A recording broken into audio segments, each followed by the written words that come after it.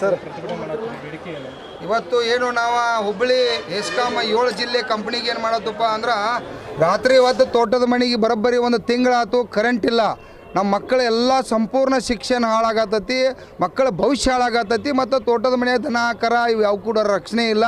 ಈ ಸರ್ಕಾರಕ್ಕೆ ನಾಚಿಕೆ ಬರಬೇಕು. ಯಾಕಪ್ಪ ಅಂತಂದ್ರೆ ಇವತ್ತು ರಾತ್ರಿ ಹೊತ್ತು ಲೈಟ್ ಇಲ್ದಿರೋ ತೋಟದ ಮನೆಗೆ ಹೆಂಗೆ ಸಾಧ್ಯತೆ? ವಿಶೇಷ ಉದಾಹರಣೆಗೆ ಬೆಳಗಾವಿ ಜಿಲ್ಲಾದಾಗ 1 ಲಕ್ಷ ಕುಟುಂಬಗಳ ಸಾಂಕ್ಷನ್ ಇರ್ತಕ್ಕಂಥ ತೋಟದ ಮನೆ ಇದಾವೆ. ಇದು ರಾಜ್ಯದ ಮುಖ್ಯಮಂತ್ರಿ ಅರ್ಥ ಮಾಡ್ಕೋಬೇಕು. ಇದು ಹುಡುಗಾಟಿಕೆ ವ್ಯವಹಾರ ಅಲ್ಲ.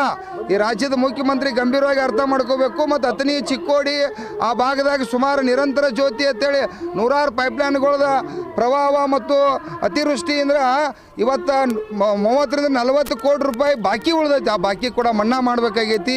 ಅಕ್ರಮ ಸಕ್ರಮ, ಶೀಘ್ರ ಸಂಪರ್ಕ, ಇವತ್ತು ಹಳಿ ವೈರ್ಗಳ ತಂತಿ ಎಲ್ಲ ಕೂಡ ಬಾದಾಗ್ಯಾವು.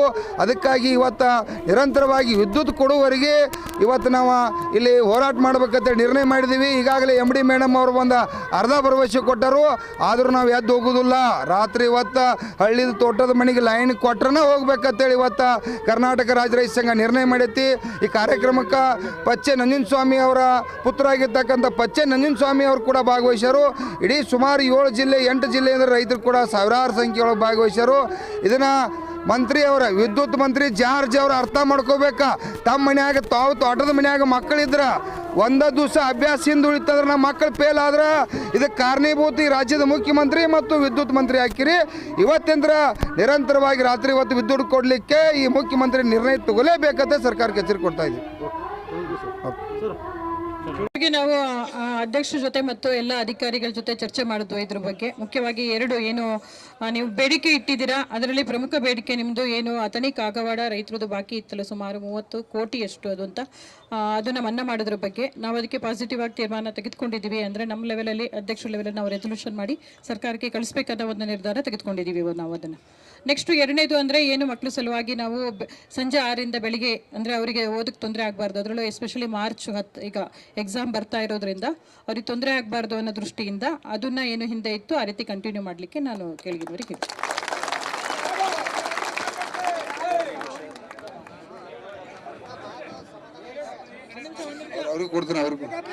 ಈಗ ಮೇಡಮ್ ಕೇರ್ ತಗೊಳ್ಬೇಕಾಗುತ್ತೆ ಅದನ್ನ. ಯಾಕೆಂದ್ರೆ ಅದು TC ಸುಟ್ಟು ಅದೆಲ್ಲ ಇದಾಯ್ತು ಅಂದ್ರೆ ಮತ್ತೆ ನಿಮಗೆ 2 ದಿನ ಮತ್ತೆ ಇದಾಗೋದು ಪ್ರಾಬ್ಲಮ್ ಆಗುತ್ತೆ. ಇನ್ನೊಂದು ಇವ್ರನ್ನೇ ಕರ್ಕೊಂಡು ನಾವು ಸರ್ಕಾರಕ್ಕೆ ಪ್ರಪೋಸಲ್ ಹೋದ್ಮೇಲೆ ನೀವೇ ಎಲ್ಲ ಬರಬೇಕಾಗುತ್ತೆ, ಕುತ್ಕೊಂಡು ಮಾತಾಡೋಣ. Okay, thank you. ನಮ್ಮ MD ಮೇಡಮ್ ಅವರು ತಮ್ಮ ಜೊತೆ ಮಾತನಾಡಿದ್ದಾರೆ. ನಾನು ಮೇಡಮ್ ಅವರು ಮತ್ತು ನಮ್ಮ DT ಅವರು ಎಲ್ಲ ಉನ್ನತ ಅಧಿಕಾರಿಗಳು ಮೇಲೆ ಮಾತಾಡಿದ್ದೀವಿ. ಆ ಒಂದು ವಿಚಾರ ಈಗಾಗಲೇ MD ಮೇಡಮ್ ಅವರು ಘೋಷಣೆ ಮಾಡಿದ್ದಾರೆ.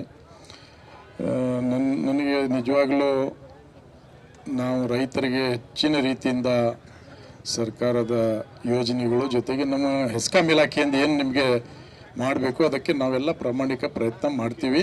ಸದ್ಯಕ್ಕೆ ನಿಮ್ಮ 2 ಬೇಡಿಕೆಗೆ ನಾವು ತೀರ್ಮಾನ ಮಾಡಿದ್ದೀವಿ. ಒಂದು ಸರ್ಕಾರ ಮಟ್ಟದಲ್ಲಿ ಅದು ಎಲ್ಲ 30 ಕೋಟಿ ರೂಪಾಯಿ ಮನ್ನಾ ಮಾಡುವಂಥದ್ದು ಸರ್ಕಾರ ಮಟ್ಟದಲ್ಲಿ ಕಳಿಸುವಂಥದ್ದು ಈಗಾಗಲೇ ತೀರ್ಮಾನ ಮಾಡಿದ್ವಿ. ಜೊತೆಗೆ ನಮ್ಮ ಮಕ್ಕಳ ವಿದ್ಯಾಭ್ಯಾಸಕ್ಕಾಗಿ ಮಕ್ಕಳು ಕಲಿಬೇಕು, ಅವರಿಗೆ ಸಮರ್ಪಕವಾಗಿ ವಿದ್ಯುತ್ ಕೊಡಬೇಕು ಅನ್ನೋಂಥ ಹಿನ್ನೆಲೆಯಲ್ಲಿ ಅದು ಒಂದು ತೀರ್ಮಾನ ಆಗಿದೆ. ನೀವೆಲ್ಲ ಶಾಂತ ರೀತಿಯಿಂದ ಮಾಡಿದ್ದಕ್ಕೆ ನಿಮ್ಮೆಲ್ಲರಿಗೆ ಧನ್ಯವಾದ. ನೀವು ಆರಾಮಾಗಿ ತಮ್ಮ ಗ್ರಾಮಕ್ಕೆ ತೆರಳಬೇಕು. ನಾವು ನಿಮ್ಮ ಜೊತೆಲಿ ಇದ್ದೀವಿ. ಧನ್ಯವಾದ. 7 ಜಿಲ್ಲೆ ಬರ್ತಾವೆ. 7 ಜಿಲ್ಲೆಯ ರೈತ ಮುಖಂಡರು ರೈತರು ಬಂದಿದ್ದಾರೆ ಇಲ್ಲಿ ನಮ್ಮ ಕಚೇರಿಗೆ. ಅವರು ಒಂದು 3-4 ಬೇಡಿಕೆ ಇಟ್ಟಿದ್ದಾರೆ.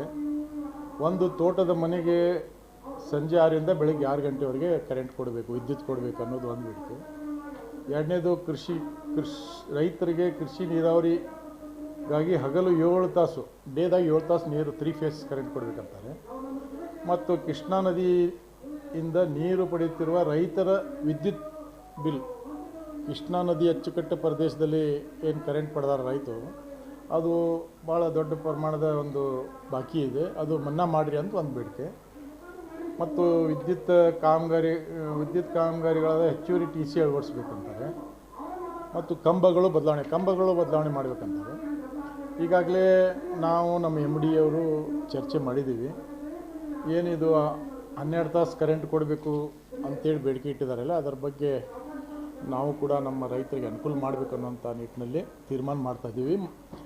ಈಗ ಅವ್ರಿಗೆ ತಿಳಿಸ್ತೀವಿ. ಎರಡನೇದು ಈ 7 ತಾಸು 3 ಫೇಸ್ ಅದರ ಅನಿಕೆ ಇದೆ, ಮತ್ತು ಸ್ವಲ್ಪ ಅವ್ರಿಗೆ ತೊಂದರೆ ಆಗ್ತಾಯಿದೆ. ಯಾಕಂದರೆ ಲೋಡ್ ಹೆಚ್ಚು ಕಡಿಮೆ ಆಗೋದ್ರಿಂದ 3 ತಾಸು 4 ತಾಸು ಕೊಡೋದು ಮತ್ತು ಅದು ನಿರಂತರ ಕೊಡ್ರಿ ಡೇದಾಗ ಅಂತಾರೆ. ಅದರ ಬಗ್ಗೆಯೂ ಕೂಡ ಮೇಲೆ ಸಚಿವರಿಗೆ ಮತ್ತು ನಮ್ಮ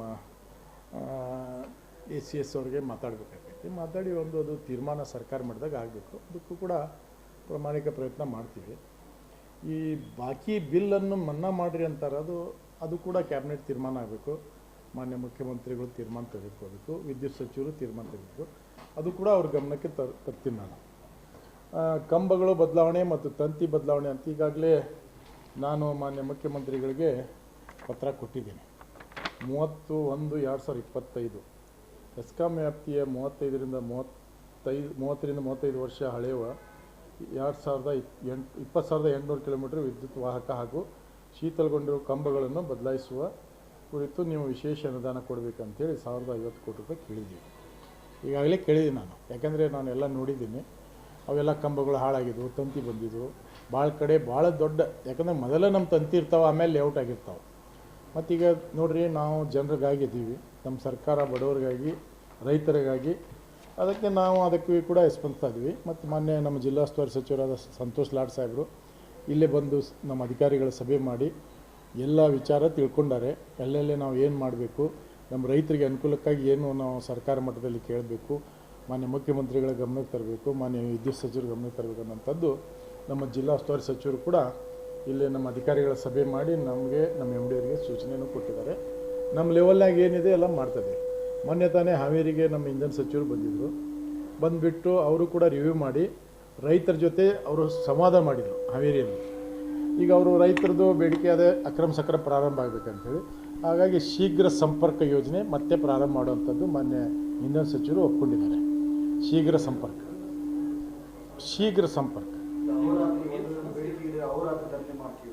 ಯಾರು ಅಲ್ಲ, ಈಗ ಅದು ಮಾತಾಡ್ತೀವಿ ಅವ್ರ ಜೊತೆ.